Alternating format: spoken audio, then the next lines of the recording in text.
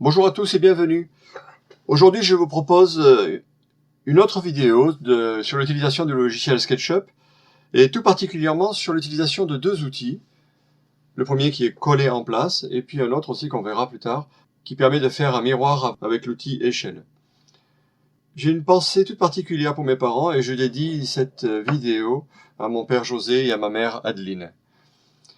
Voici donc un cas concret, un panneau dans lequel vous avez dessiné des ajours. Voilà, donc on veut ajourer donc ce panneau. Une fois que vous avez bien décidé sur ce que vous voulez ajourer, vous vous rendez compte que finalement vous avez dessiné non pas à l'intérieur du composant, mais voilà, si je rentre dans le composant, mes trous n'y sont pas. Ah zut, il faut que je recommence tout mon travail. Non, non, non, c'est pas la peine. Il suffit de sélectionner tout ce que vous avez fait à la surface du panneau et on fait le raccourci clavier Windows qui est CTRL-X. Alors je peux le faire soit avec le CTRL-X ou alors ici qui est coupé. Donc là dans le logiciel de SketchUp on a aussi encore un autre raccourci. Bon alors je fais le raccourci CTRL-X parce que c'est celui que j'utilise beaucoup dans les autres logiciels Windows. Je double-clique pour rentrer à l'intérieur du composant et là je fais un coller en place. Le coller en place, on le retrouve ici, coller en place. Et moi, j'ai créé un raccourci clavier qui est CTRL-B. Voilà. Donc, je double-clique à l'intérieur du composant, CTRL-B, et là, du coup, mes cercles qui étaient à l'extérieur du composant, maintenant se trouvent à l'intérieur du composant. Je n'ai plus qu'à pousser mes trous pour les percer avec des double-clics. Voilà, mon petit panneau gruyère. Un autre cas concret, on va faire un petit dessous de plat. Je fais déjà ma première pièce avec les entailles, je la sélectionne. Je vais la dupliquer avec un décalage de 60 mm, puisque je sais qu'elle fait 30 mm la pièce, et j'en veux 2, donc je multiplie par 2. Voilà. Maintenant, je vais faire les plateaux, les trois autres pièces. Q. Bon, je vais faire une petite ligne ici, là. Une petite ligne pour avoir mon centre. Q au clavier, pour avoir l'outil de rotation qui est ici. C'est un raccourci, c'est Q. Clique ici, je clique là, et là j'enfonce la touche CTRL pour faire une copie. Maintenant, donc tous ces éléments-là, je vais utiliser donc le raccourci clavier échelle qui est S, et je prends celui-là de point, et si je le pousse vers le bas, donc je fais une symétrie. Donc là, par contre, je perds mon affleurage. Si par contre j'appuie sur le CTRL, du coup, il se fait par rapport au milieu. Donc ça, c'est assez intéressant parce que du coup, je peux venir m'accrocher là, hop, et ça y est, je fais la symétrie, vous voyez. Là, je suis sur le haut, je m'accroche en bas, et ça y est, j'ai ma symétrie. Les pièces de bois sont bien orientées. Donc, j'aurais pu aussi donner la valeur de -1. Voilà. Si je sélectionne donc ces trois, je fais S au clavier pour avoir l'outil Scale. J'enfonce la touche CTRL, je donne la direction, je fais -1, Entrée. Maintenant, je vais faire donc là, j'ai ce trait là que je vais supprimer. Maintenant, je vais faire un cercle. Donc, le cercle, puisque je veux couper ce petit dessous de plat en forme circulaire, avec un cercle de diamètre de 120. Entrée. Là, vous voyez, il y a plein d'arêtes là sur mon cercle. Il y a 28 arêtes, 28 segments en cercle. Donc, je vais le faire de 80 segments, 80 S. Voilà, j'ai quelque chose de beaucoup plus lisse ici. Donc je supprime le disque, je n'ai plus besoin non plus de ce trait-là, je le supprime, et là j'ai mon cercle. Donc ce cercle-là, je vais le couper, CTRL-X, voilà, ce qui fait que je rentre à l'intérieur de cette pièce-là, je fais... Alors, il faut que je vous explique ce que j'ai fait là, parce qu'en fait, vous, quand vous allez le faire, peut-être que vous allez avoir ceci là. Voilà. Donc là, en fait, j'ai la pièce, mais moi je veux travailler uniquement sur cette pièce. Donc je peux choisir, ici dans modification des composants, je me suis créé un raccourci clavier qui est Alt-U, qui est masqué les composants similaires. Voilà, ce qui permet de travailler directement sur cette pièce-là. Là je fais CTRL-B, qui est mon raccourci clavier, qui me permet de pouvoir coller mon cercle que j'avais coupé de là-bas. Et je peux maintenant, je peux pousser ici, et derrière. Voilà. E pour avoir la gomme, je supprime ces traits-là, et ça y est, j'ai fait mon arrondi. Voilà. Si je ne l'avais pas masqué le reste les composants similaires, voilà. Au moment où je fais CTRL B, vous voyez, il y a tous les cercles qui se placent, et là, ça va être un peu plus compliqué. Pour éviter cela, eh bien, je masque des composants similaires, comme ça je maîtrise mieux mon travail. Voilà, double-clic, un petit... Bien, maintenant, j'ai fait cette pièce-là, maintenant je vais faire ces pièces ici, là. Voilà. Alors il faut pour cela que je rende cette pièce unique, et je rends cette pièce unique. Voilà, de manière à ce que je puisse modifier les pièces qui sont en périphérie, mais pas les pièces centrales. Bon, ben maintenant je vais rentrer dans cette pièce, voilà. CTRL B, je vais pousser cette surface-là et cette surface-là, et j'efface à la gomme le cercle, et voilà. Donc là, ces deux pièces-là sont parfaites. Celle-là, elle est mal orientée, donc je peux utiliser la fonction retourner le long de l'axe rouge. Là, en l'occurrence, ce sera l'axe vert, parce que là, c'est l'axe vert qui est ici. Donc là, si je fais retourner le long de l'axe vert, ça fonctionne. Si par contre, vous vous trompez, vous faites retourner le long de l'axe rouge, parce que vous croyez que c'est l'axe rouge, vous aurez fait ah mais non, c'est pas l'axe rouge, c'est l'axe vert. Donc il faut double-cliquer à l'intérieur pour savoir si c'est l'axe rouge ou l'axe vert qui est ici. Donc pour éviter de perdre du temps, moi je sélectionne maintenant ma pièce, et j'utilise la fonction S au clavier. Alors le bouton on le voit pas, mais en fait, je vais mettre par transparence pour qu'on puisse le voir, le point rouge, là, il se trouve à l'intérieur de cette pièce, la pièce du milieu. Et je peux l'attraper quand même par transparence. Donc, je me mets ici, je sais qu'il est à peu près dans le centre de cette surface-là, je me mets là, voilà. J'enfonce la touche CTRL de mon clavier, et là, donc, je retourne. Voilà. Je peux m'accrocher, bien sûr, sur la surface, si j'ai de quoi m'accrocher. Si là, j'ai pas de quoi m'accrocher, bon, ben, je fais -1 au clavier, et j'obtiens la symétrie. Voilà. Je prends celle-là, S au clavier, je m'accroche ici.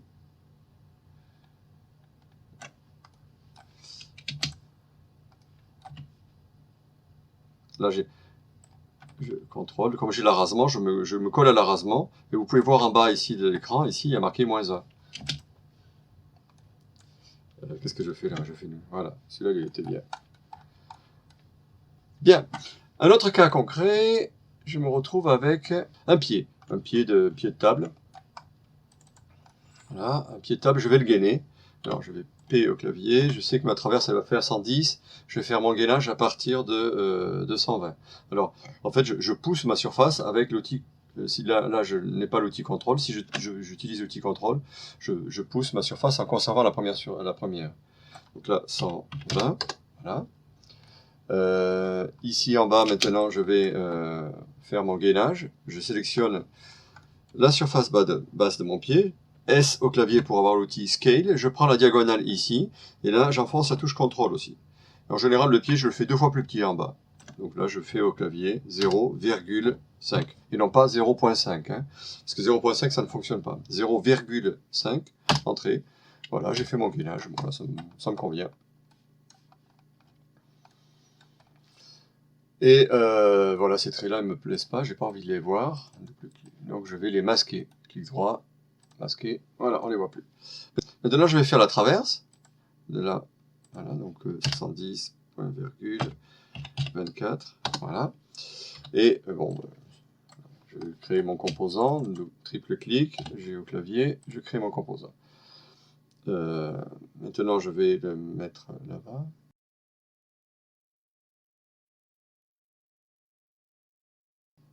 Donc là ma surface, mon parement est ici. Là, mon parement là il se trouve sur cette surface là. Regardez, si je fais un trait ici, donc on le voit que mon parement est à l'intérieur. Cette pièce là, je fais S au clavier pour avoir l'outil Scale. J'enfonce la touche, je prends ce point là, et pour le coup là maintenant je n'enfonce pas la touche CTRL parce que sinon il va se retourner en place, mais je lui donne la direction intérieure. Et quand on est autour des -1, quand on se trouve autour des -1, il me le propose en bas à droite de la calier. Donc soit je écris soit j'écris au clavier -1, soit dès que je suis à -1 en bas à droite, je lâche et je suis bon. Donc voilà, mes orientations d'éparement sont faites. Sur mon pied, maintenant, je vais tracer ici la mortaise. Donc je fais ma mortaise à 8 mm du parement.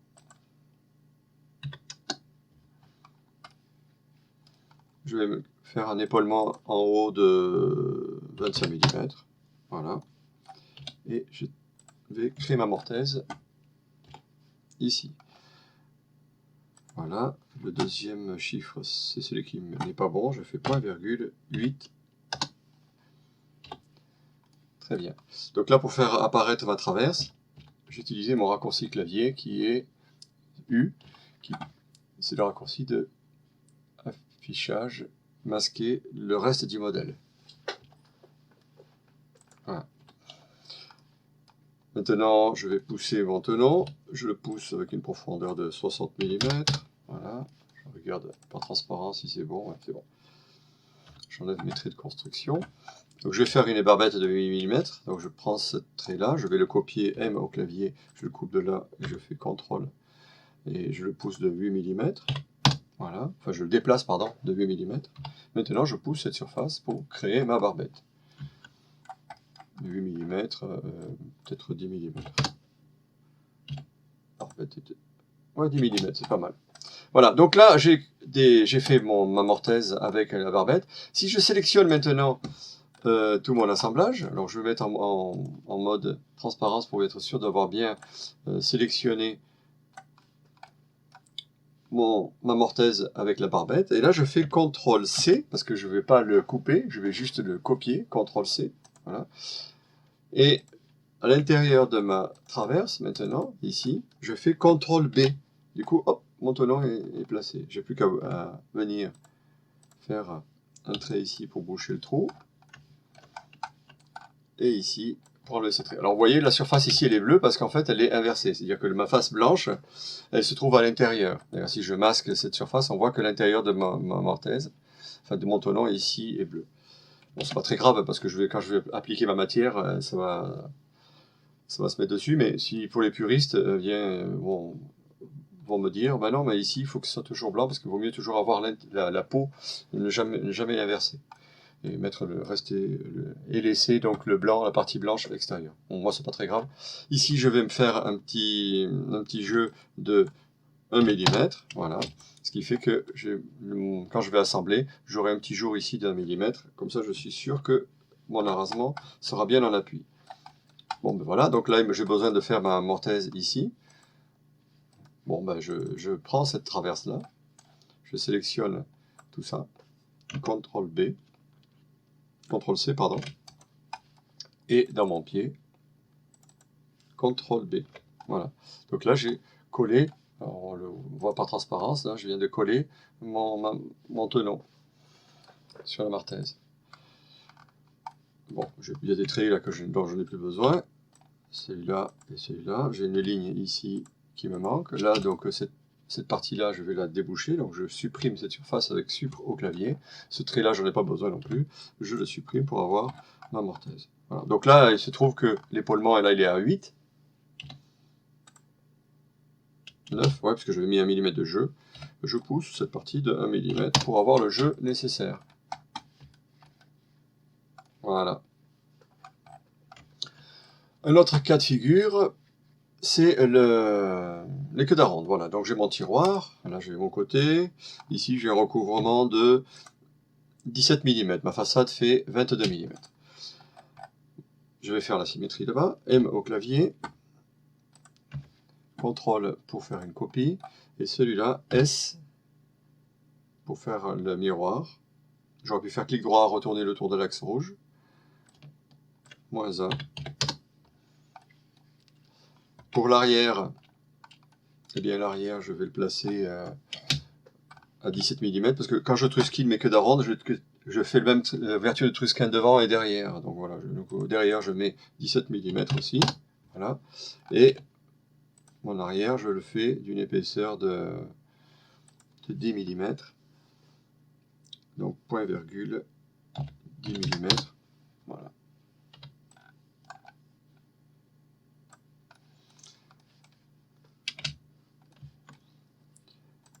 triple clic, je vais créer mon arrière comme composant, triple clic, et là je vais l'augmenter parce qu'il n'est pas assez long, je le pousse de là, j'active le reste du modèle jusqu'ici, donc là la longueur elle est bonne, la hauteur ici elle n'est pas bonne parce que là je fais toujours un retrait de 5 mm, donc je mets 5 mm, et en bas, en général je mets toujours un retrait ici de 15 mm, donc je mets 15 mm, ce qui correspond à la dimension de la rainure de 5 mm avec un dessous 10 mm.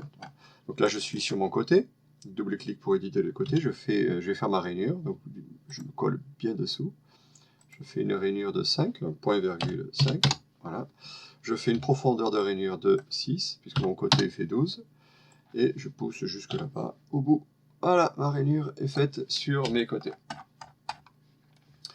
Bien, sur ma façade, elle n'est pas faite, la rainure, donc je vais copier, je vais prendre ceci, qui correspond à ma rainure, CTRL-C, et là, je ne vais pas copier en place, parce que si je viens ici et que je colle en place, eh bien, elle va se coller là-bas derrière, quoi. CTRL-B, elle se colle là, mais moi, je ne le veux pas là, moi.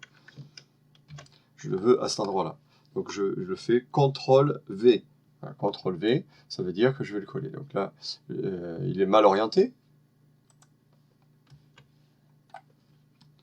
puisque je veux qu'il soit sur cette surface-là. Donc je fais Q au clavier. Je m'assure que mon disque soit bien bleu. Et là, je le retourne à 90 degrés. Voilà. Et il ne me reste plus qu'à le déplacer ici. Comme ça, j'ai la même rainure, au même pointage que les côtés. Voilà. Pour les queues d'aronde sur la façade, ici, en général, je pars toujours 1 mm en dessous. Voilà, à l'œil, je le fais à l'œil, de toute manière, c'est pas très important, les queues d'aronde, avoir la pente. Soit vous le faites en faisant le rectangle ici de 1 cm de 10 par 50, point virgule 50, voilà. C'est 50.10, voilà. Et la ligne correspond à cet angle-là, voilà. Donc je prends ça, M au clavier, j'en fais une copie et je le place ici environ en millimètres, voilà. La distance, je fais toujours l'interqueue que je vais mettre ici, c'est une interqueue de 3 mm.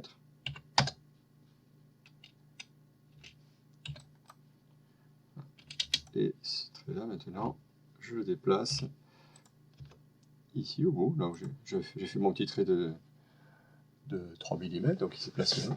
Je fais S au clavier. Et là, maintenant, je fais moins 1. Voilà. Ça, je peux supprimer ce petit carré, il ne me sert à rien. En général, j'avoue que je ne fais jamais ce rectangle, là, je le fais toujours au pif, ça. C'est pas très important. Bien, maintenant, ici, donc on doit avoir autour de 9 mm, parce que là, j'ai 10 mm ma rainure. Je fais un trait de construction en haut à 9 mm. Et je vais faire la répartition de mes queues d'aronde, en prenant tout ça. Donc je fais M au clavier, pour faire déplacement. J'appuie sur la touche CTRL pour faire une copie. Et je clique ici. Maintenant, je divise par, je sais pas, 4, c'est pas mal. Ouais, c'est bien 4. Si je divise par 3, ça fait quoi? Ouais, 3 c'est pas mal aussi, mais j'ai l'impression que les queues d'aronde sont un peu grandes, un peu trop grandes. Je vais faire diviser par 4. Voilà, 4 ça me plaît bien. Je supprime ce trait, j'en ai plus besoin, il m'a juste servi et permis de faire ma répartition. Et maintenant, je vais coller en place les queues d'aronde sur ma façade. Voilà, donc je fais un CTRL X. Je vais double-clic sur ma façade, CTRL B. Et là, j'ai mes queues d'aronde qui sont tracées. Donc là, il se trouve que j'ai les interqueues. J'en ai pas besoin.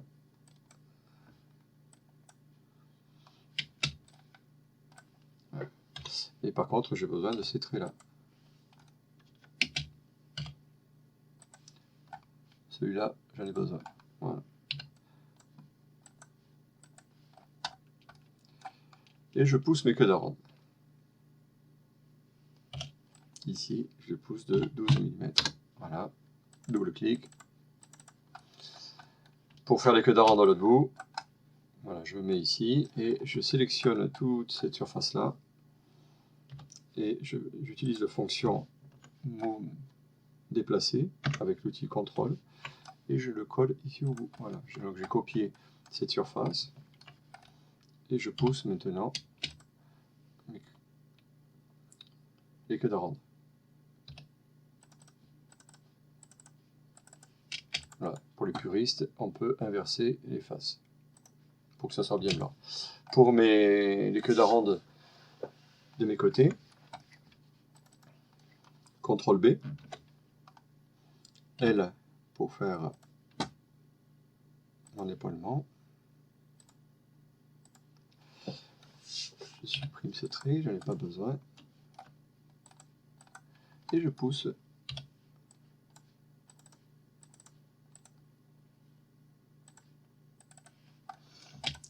Et pour les queues d'aronde arrière, on va faire pareil.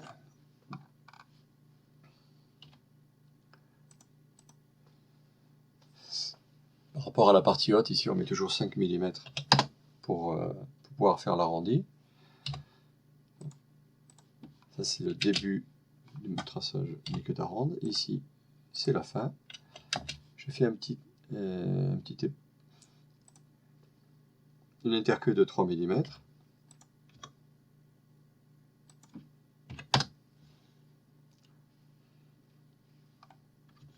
Voilà. Alors je vais prendre la pente qui se trouve ici. Comme ça sera la bonne pente. Je sais qu'il y a certains qui puristes.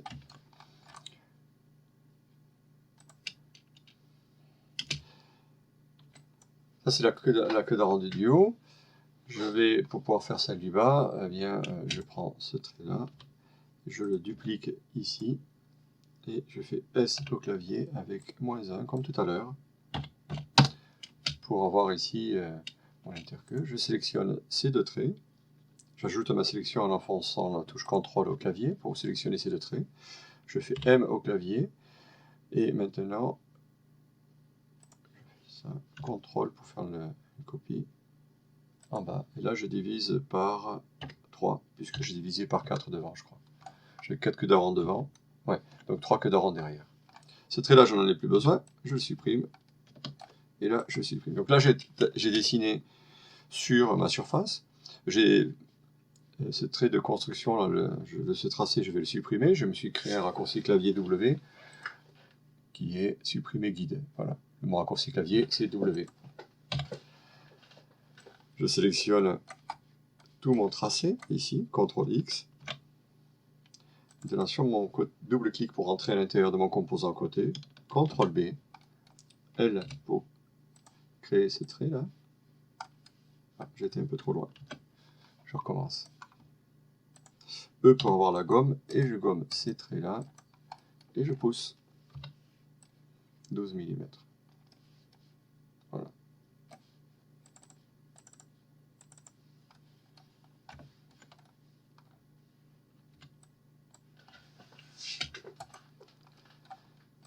Sur mon arrière, CTRL B.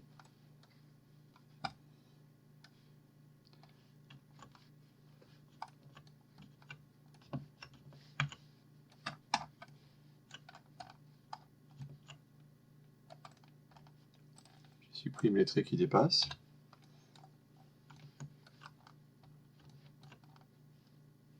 Et je pousse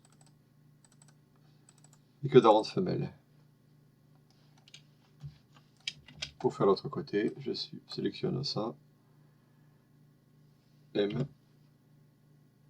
pour déplacer, CTRL pour faire une copie, et je pousse ici aussi. Voilà, on va faire le petit arrondi en haut là, avec un petit rabot, on fait un petit arrondi ici, voilà, jusque là-bas au fond. Et puis je fais avec la gomme, j'enfonce la touche CTRL pour masquer ce trait. Je rappelle que avec la gomme CTRL Z, voilà, là j'ai ce trait là qui s'arrête, là je veux pas qu'elle soit visible, donc si je la supprime ça va me faire un trou. Donc du coup j'utilise la gomme quand même, et j'enfonce la touche CTRL, ce qui masque le trait. Très pratique. Voilà donc pour la réalisation de mon tiroir. J'espère que cette vidéo vous a plu et que vous allez utiliser de mieux en mieux SketchUp en optimisant votre pratique avec ces outils qui sont très intéressants car ils nous permettent d'être encore plus performants dans l'utilisation de logiciel SketchUp. Voilà, je vous remercie. À bientôt.